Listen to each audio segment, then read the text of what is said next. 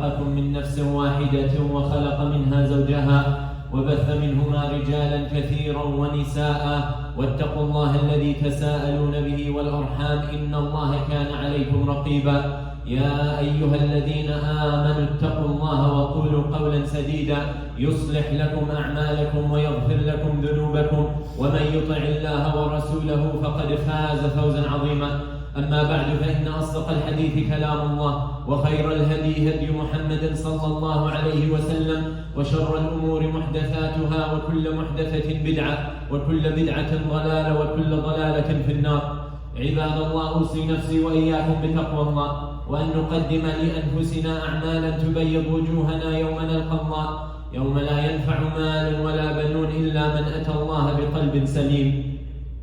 All praises be to Allah, the King of the world, the Master of the Day of Judgment. I bear witness no one is worthy of worship but Him subhanahu wa ta'ala. And I bear witness that His Messenger Muhammad sallallahu alayhi wa sallam is the final and the greatest messenger and the seal of the prophets was sent to mankind to bring them out of the darkness of this world to the light of this world and the hereafter, and from the injustices of religions to the justice of Islam, the only religion He will accept, as He makes very clear in the Quran. إن الدين عند الله الإسلام ومن يبتغي غير الإسلام دينا فلن يقبل منه وهو في الآخرة من الخاسرين. My brothers and sisters in Islam, I remind myself before you to fear Allah and for us to do actions which will brighten our faces on the day we meet Allah, on a day He describes it subhanahu wa ta'ala, where wealth and children will not benefit except he who comes to Allah with a pure heart. أخرج الإمام مسلم من حديث أبي مالك الحارث الأشعري رضي الله عنه قال رسول الله صلى الله عليه وسلم الطهور شطر الإيمان والحمد لله تملأ الميزان وسبحان الله والحمد لله تملأان أو تملأ ما بين السماوات والأرض والصلاة نور والصدقة برهان والصبر ضياء والقرآن حجة لك أو عليك. ثم قال كل الناس يغدو فبائع نفسه فمعتقها أو مبيقها. My beloved brothers and sisters in Islam, in this hadith which is found in Sahih Muslim, which we will focus our attention to the very last part of it, he says sallallahu alayhi wa sallam كل الناس يغدو. In other words, from the moment you wake up, you have decisions to make. From the moment you wake up, you have transactions and deals you must make. فَبَائِعُ النَّفْسَ. The words he uses sallallahu alayhi wa sallam are so similar to the words Allah subhanahu wa ta'ala uses in the Quran. Words that resemble business transactions. He says sallallahu alayhi wa sallam, every day you wake up, you are selling yourself. You're making a deal. Every single moment of the day. فَمُعْتِقُهَا أَوْ مُبِقُهَا. These deals, they can be classified in one of two categories, no third. Either they are transactions which will protect you on the day you meet Allah, or they are transactions that will do the opposite of that. Every day, you and I are selling ourselves. We're making deals. What is it we're using as buying power? What is it we're using to purchase? What is it we're using for our end of the deal? It's your time. And what you get in return, ya ikhwa, is what will determine if this deal was a good deal, successful, if it's a deal that will protect you on the day of judgment, or it's a deal that you have lost. It's a deal that you would be embarrassed to say, hey, this is what I did. My beloved brothers and sisters in Islam, I want everyone to pay attention to what I'm about to say.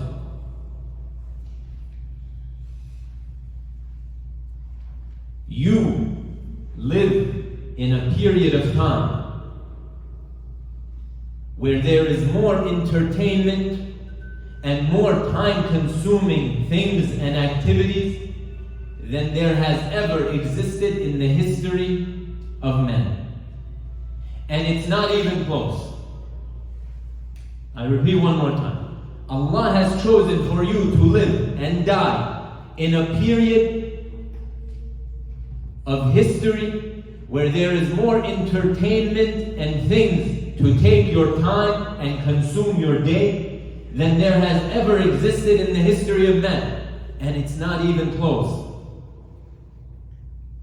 But every single day, there are over 34 million videos uploaded to TikTok. And worse than that, every single day, the amount of content uploaded to YouTube in one day, for you to get through all of that content, you would need over 80 years of watching YouTube. In other words, if you start watching when you're 20, just what was posted today, you would not finish until you reach 100 and more. This is not counting live TV, this is not counting Netflix, this is not counting Hulu, this is not counting sport, this is not counting any of that, just YouTube. He sallallahu alayhi wa sallam tells you every single day, whatever activity you choose to do, whatever way you choose to spend your time is a business transaction. What you're paying is your time. What you're using to get it is your time. What you get in return will determine if it's something that is going to help you or harm. So the point of this khutbah today, ya ikhwa, and the question I have for each and every one of us, and it's a question I advise myself and you to think about for the rest of today. What is your time worth to you? Because the day, which is divided into 24 hours, we know we don't have access to all 24 of those hours. We know most of us sleep 8. We know most of us are occupied with work and school for 8 to 10. Then we know we have certain obligations that we can't get out of. When you really break it down, the amount of time each day that you actually have some control over boils down to a few hours every night, yeah. Now each and every one of us needs to ask themselves this question. Those 2-3 hours that are so precious and valuable, that I cannot replace them, right?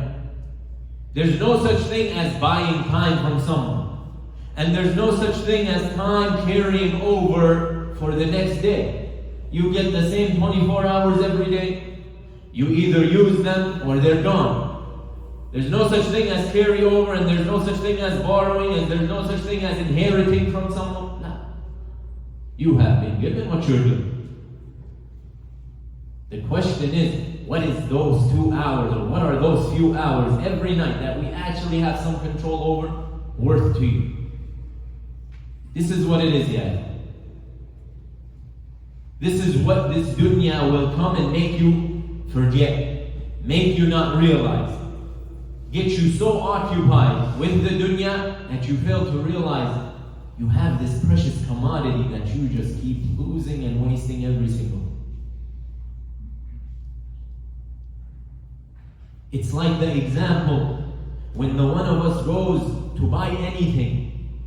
It doesn't matter how expensive or how cheap. The way you assess if this thing you are going to buy it or not is how is it worth the asking price. It doesn't matter what little amount of money it costs. And for example, if I told you I'll sell you a piece of gum for $10, $10 might not be like a lot of money to most of us. But would you buy that piece of gum? No, because the return you're getting is not worth the $10, even though the $10 is good. And apply that to anything you buy. Could be a house, could be a car. It's 15% above market price. It's not worth it. Yet we fail to have this mentality with our time. And time, as I said, is way more valuable than money. Money you can borrow. And money you can inherit. And money you can put to the side. And money you can take from someone. And money you can... So many different ways to get money. Time, you're given these 24 hours that, like we broke down, really they're few hours per day. There's no way to add to them. Way more valuable than paper. Yet, with money, with paper, with product, we have the right mentality. Is what I'm getting in return for this $100 worth it? Yet when it comes to our time, we rarely ask that question. Right? I'm sure we're all guilty of sitting in front of the TV for 6, 7, 8 hours and binge watching a show. Do we ask ourselves, was what I just got worth 8 hours? Right? Most of the world is addicted today to their cell phones and social media, where they have no problem and we have no problem spending hours on hours on hours swiping, getting nothing in return. Do we ask ourselves the same way we ask about the buying of a car or buying of a shirt? Is it worth it? We don't do that. That's why he sallallahu alayhi wa sallam said, نِعْمَةً مَغْبُونٌ فِيهِمَا كَثِيرٌ مِنَ النَّاسِ الصِّحَّةُ وَالْفَرَاغُ. He says two things most people have lost. Most people do not respect. Most people do not value good health and free time. Good health and free time. Most people don't value that. They take it for granted. Until what? Until he gets sick, until she gets busy, and then there's no health and there's no time for it. My beloved brothers and sisters in Islam, this dunya will come and take every single second you have to spare if you allow it. This dunya, the way it is right now, if you were to just sit in front of your phone, you can be occupied for your whole life and not even realize it. That's the scary part. No one is coming to our doors and knocking and telling us, hey, what you're doing is wrong. Hey, what you're doing is a waste of time. No one is going to do that. It's on each and every one of us to do that for ourselves, to do that for our brothers and our sisters and our wives and our families. This is what it is, yeah. This is the mentality we need to adopt. We need to start looking at our time the same way we look at our money, even more so. And every time an opportunity presents itself to use up this time, you ask yourself the same question, is it worth it? The one of us, when he adopts this mentality, you know what ends up happening? You end up getting so greedy with your time. And you end up getting so stingy with your time. When you start realizing how significant and valuable those hours are, you start just being paranoid at the idea of wasting 4, 5, 6 hours for something that doesn't give you anything in return.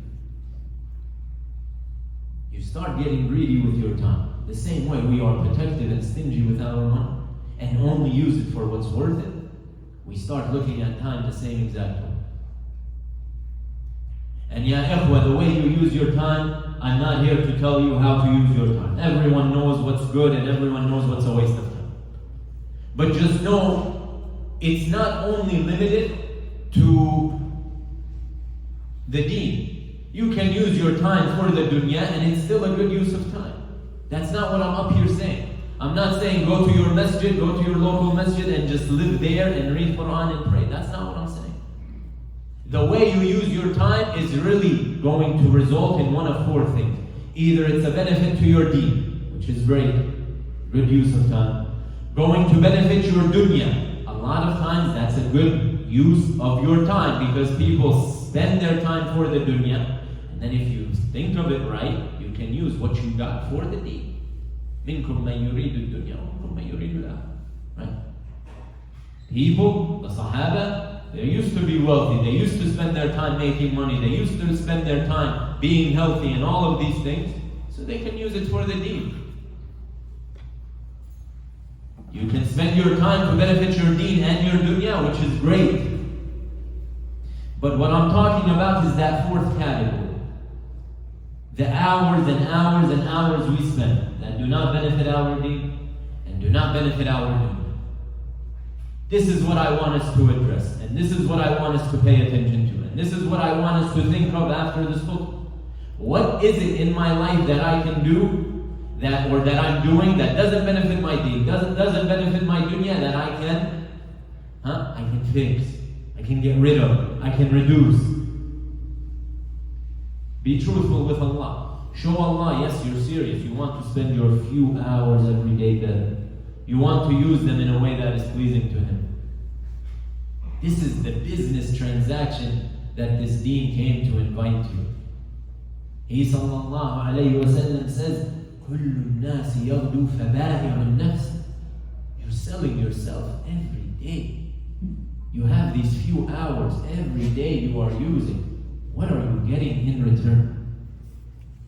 The more you value the time, the better what you get in return is. And someone who doesn't value his time, he has no problem sitting in front of a TV. She has no problem sitting on her phone. The one who doesn't understand what time really is. Allah subhanahu wa ta'ala swore by time. Wal-asr. He swore by time. Wal-fajr.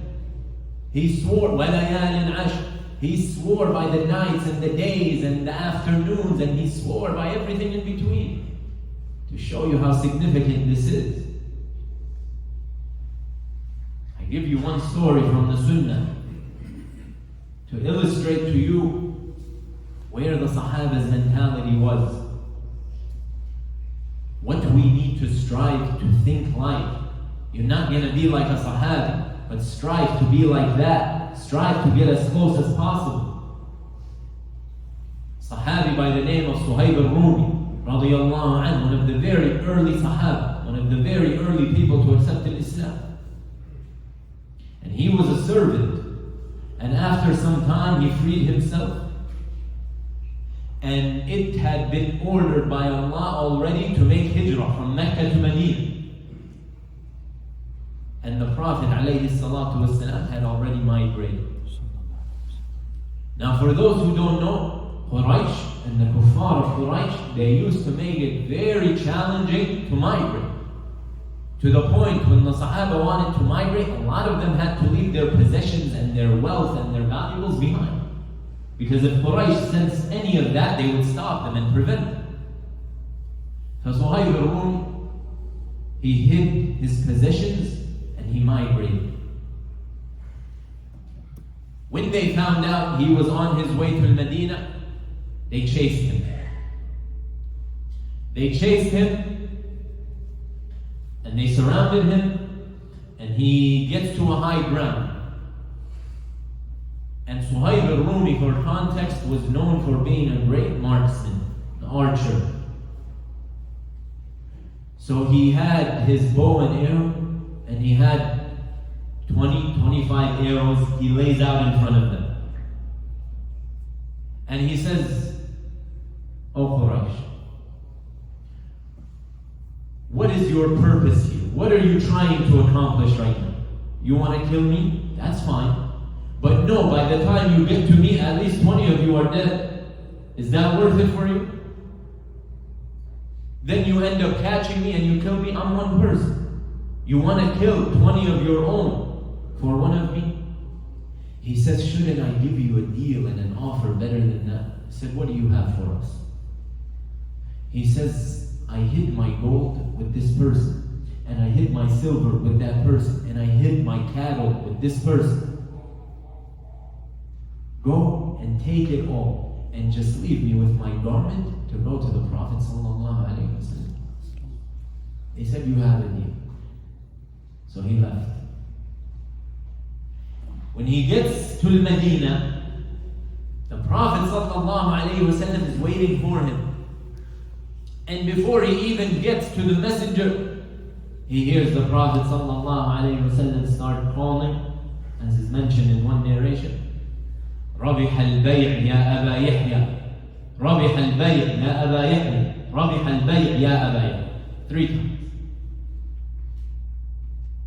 What a great deal, Ya Aba Yahya, which was his kunya. What a great deal. Now Suhaib al-Rumi is confused. How did the Prophet ﷺ know? He didn't even reach him yet. And no one from his group went ahead. So then the Messenger ﷺ informs him that after he did what he did, Allah revealed a verse in the Quran. What's that verse? وَمِنَ النَّاسِ مَن يَشْرِي نَفْسَهُ ابْتِغَاءَ مَرْضَاتِ اللَّهِ وَاللَّهُ رَءُوفٌ بِالْعِبَادِ. And from amongst people who will sell themselves for the sake of Allah, who will make business deals just for the pleasure of Allah, just to get closer to Allah. This is what it is, yeah. They understood the sacrifice is mandatory for someone who wants to live this lifestyle, the lifestyle that Muhammad sallallahu alayhi wa sallam and the Sahaba. There is no such thing as being a Muslim without sacrifice. There is no such thing as being a Muslim without pain, without struggle. When he sallallahu alayhi wa sallam says, there will come a time where the one who holds to his deen is like the one who holds a burning coal.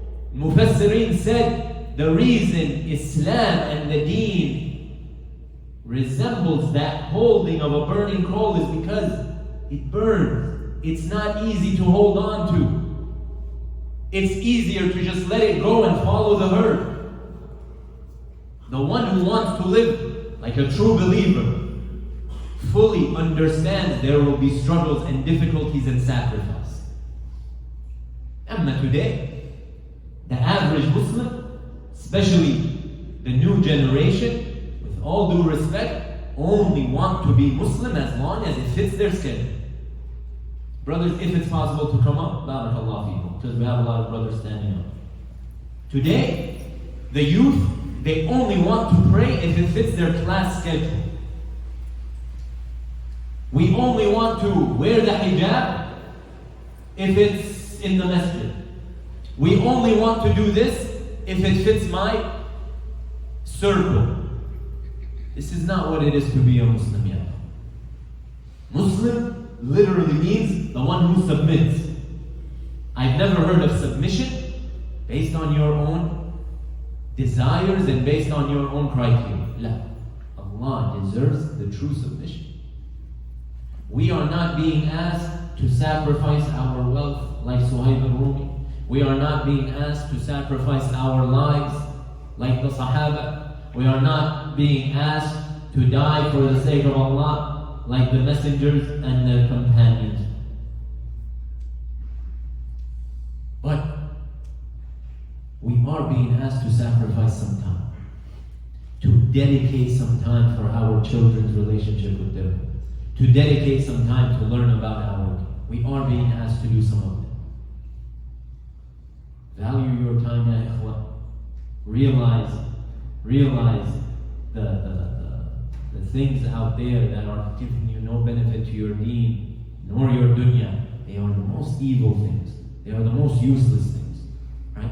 Does that mean you're never going to pick up your phone and go and scroll? No, that's not what it is. But be truthful with Allah. Be truthful with yourself. See what you can do to improve how you spend these few hours. As he says subhanahu wa ta'ala, when my servant comes to me walking, meaning in the effort you're putting, Allah will reward you and will open the doors for you in the form of someone who's running. In other words, you give a little, Allah will support you to accomplish a lot. But just start. Start, make a plan. قولوا قولي هذا واستغفر الله لي ولكم وصلى الله على نبينا محمد وعلى آله وصحبه وسلم.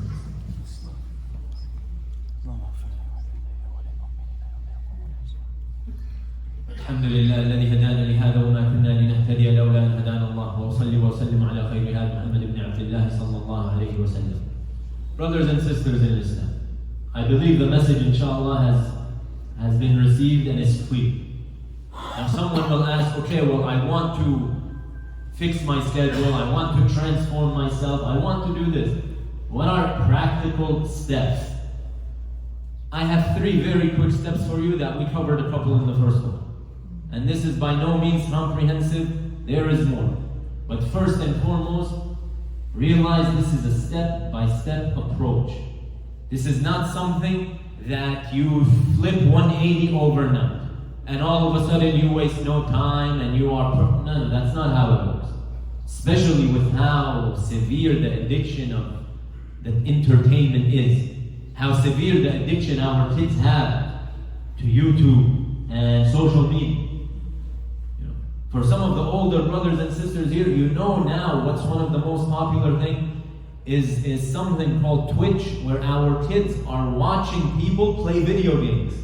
They're not even playing themselves. Can you imagine that? They're watching hours and hours someone have fun.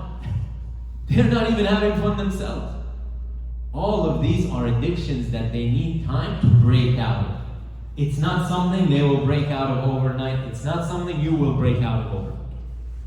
Step-by-step approach is number one. Give yourself an actual chance to succeed.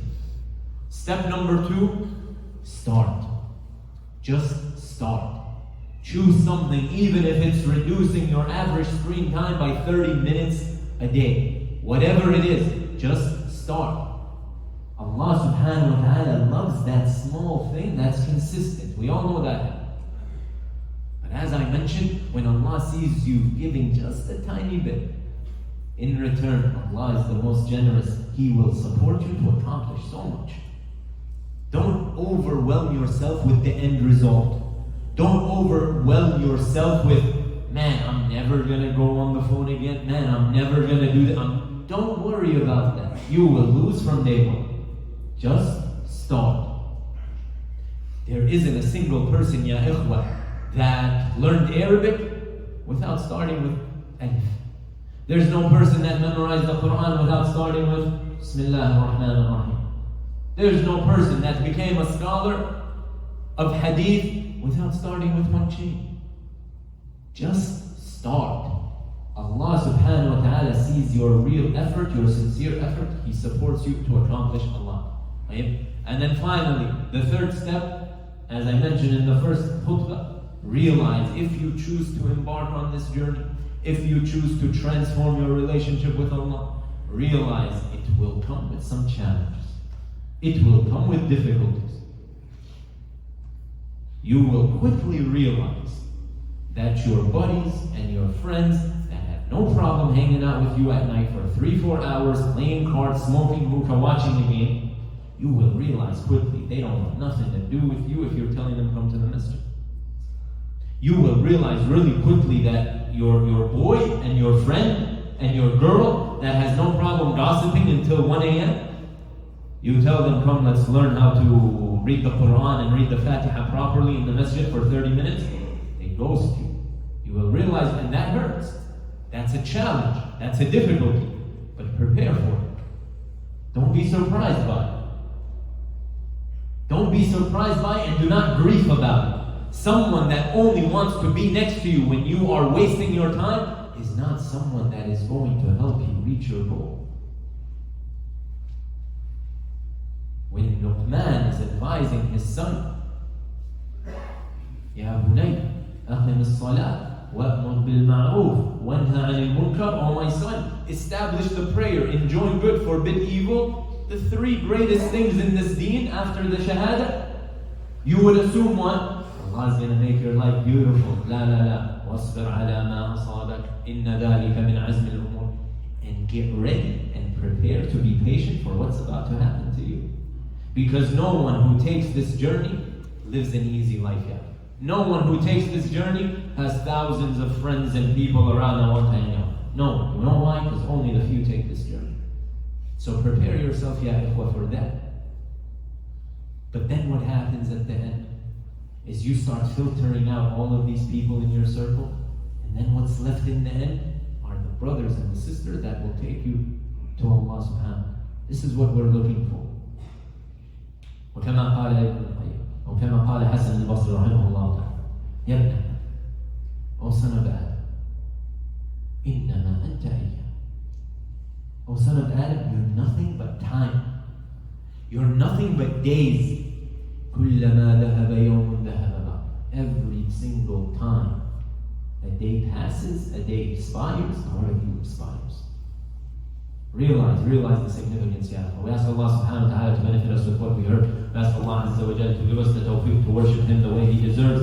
We ask Allah subhanahu wa ta'ala to give us the tawfiq to spend our time in a way that is pleasing to Him. إن الله وملائكته يصلون على النبي يا أيها الذين آمنوا صلوا عليه وسلموا تسليما اللهم صل على محمد وعلى آل محمد كما صليت على إبراهيم وعلى آل إبراهيم وبارك على محمد وعلى آل محمد كما باركت على إبراهيم وعلى آل إبراهيم في العالمين إنك حميد مجيد اللهم اهدنا فيمن هديت وعافنا فيمن عافيت وتولنا فيمن توليت وبارك لنا اللهم فيما أعطيت اللهم أعز الإسلام والمسلمين اللهم انصر إخواننا المستضعفين في مشارق الأرض ومغاربها يا رب العالمين اللهم من أرادنا وأراد ديننا وأمتنا بخير فيسره لكل خير ومن أرادنا وأراد ديننا بشر فخذه أخذ عزيز مقتدر عباد الله إن الله يأمر بالعدل والإحسان وإيتاء ذي القربى وينهى عن الفحشاء والمنكر والبغي يعظكم لعلكم تذكرون اذكروا الله يذكركم وأقيموا الصلاة